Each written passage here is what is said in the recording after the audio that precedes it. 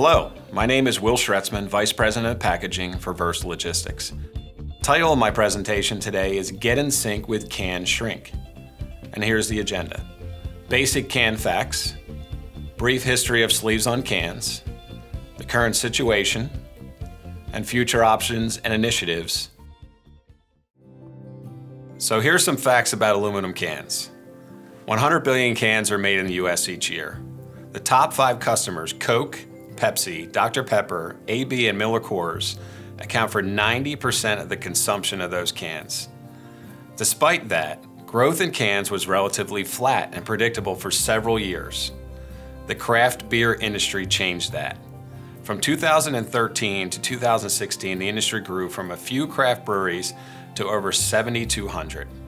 At first, the can industry was excited about craft beer as a new growth category. But that excitement soon changed when thousands of breweries all wanted cans for their beers. Just managing the artwork became overwhelming. Lead times became extended, and minimum quantities that started with a few pallets per SKU increased to truckloads per SKU or more. Orders moved from a few weeks lead time to over 17 weeks. Cash flow concerns and the need for a faster turnaround time, along with the option to run smaller volumes, drove the industry to sleeved cans.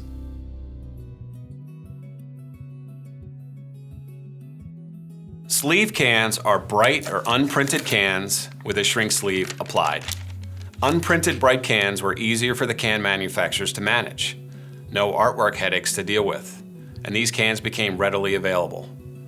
Small orders were produced with digitally printed sleeves, while larger orders were produced with flexographic sleeves. No longer were the brewers limited by 6-color direct printed cans. Sleeves opened the door to higher fidelity graphics, as well as access to the special effects that only sleeves could provide. The creativity of the craft brewers was a perfect fit for sleeves, and adding the effects just made the cans even cooler. Effects such as tactile inks that provide a sensory experience, registered matte finishes where some elements remain glossy and others remain matte provided a premium look. Glow-in-the-dark inks, hollow foils. It was a really exciting time for the sleeve and can industry. So let's take a look at the current state of sleeve cans. 2020 has been an interesting year for all of us. Consumers staying home and not going out to restaurants or sporting events has created a huge demand for packaging, including cans. Add the demand for seltzers to the already strained can industry and you have a can crisis. Many larger brands who historically never had issues with getting cans are now on allocation. As they did with craft beer, bright cans provide a way to produce cans with a little more efficiency and satisfy customers who had the scale and could get printed cans before, but can't get them today. Once again, sleeve cans look to be one possible solution to the crisis. So one unique option is called a cover-up can. As I've discussed, we are currently in a can supply crisis. COVID-19 has really thrown a curveball into the industry. With any crisis, all options get put on the table, and one option many brands are utilizing is a cover-up can. By taking obsolete printed can inventory and applying a shrink sleeve with a hiding foil, they're able to utilize inventory and get product on the shelf. The shrink sleeve is printed as it normally would be, but 100% coverage cold foil is applied to provide the hiding needed to ensure none of the printed graphics show through. This has proven to be very effective. And in this environment, either you find a solution or you're in big trouble. So let's talk about aluminum can recycling. Every minute, an average of 123,097 aluminum cans are recycled. Aluminum is infinitely recyclable. Aluminum cans are melted in a furnace, contaminants are removed, the molten metal is poured into ingot cast to set, and each ingot can be made into around 1.5 million cans.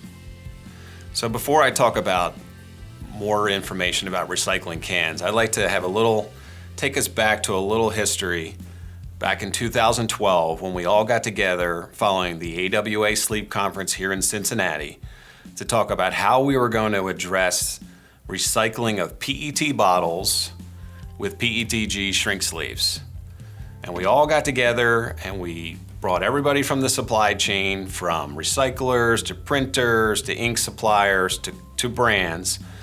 And for the last 8 years or so, we've really worked together to come up with some great solutions, with a goal of taking a sleeved bottle like this and converting it into very clean PET flake or recycled PET flake.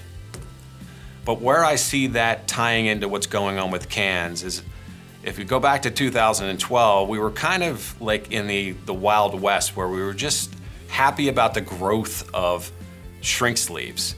We saw the beverage industry really taking hold of it, and it was growing rapidly, and we were all pretty excited. And what we did is we created kind of a recycling mess. And we all got together, kind of self-preservation mode, and we solved a lot of those issues. And the same thing, to me, appears to be happening with cans. From my conversations with recyclers, they're not too thrilled about sleeves on cans. They're considered contaminants, and although it is a small scale amount of cans that are sleeved versus the amount of cans that are not, as we grow this category, we really need to take a look at some of the techniques we've learned from PET bottles and incorporate them into cans. So let's talk about a subject that's near and dear to my heart: perforations for sleeved cans. Perforations are very easily applied during the sleeve converting step on the seamer. And the typical spec for a perf is 0.5 millimeter land, which remains on the label, and 0.5 millimeter cut, which is actually the tooth that is used to cut through the sleeve. Now, sometimes these perfs, because of the orientation of the material, they don't like to tear very easily in the vertical direction. So you can actually add a tear tape on the seamer inside the perf to allow it to tear easier. This provides a little bit more for the customer to allow them to get it off of the can without the can sleeve spiraling around like we've all done when you remove a perf. So one initiative that Verst is looking into is thin gauge film for sleeve cans. A blank 12-ounce can weighs 10.483 grams. 45 micron film on a 12-ounce can weighs 12.123 grams.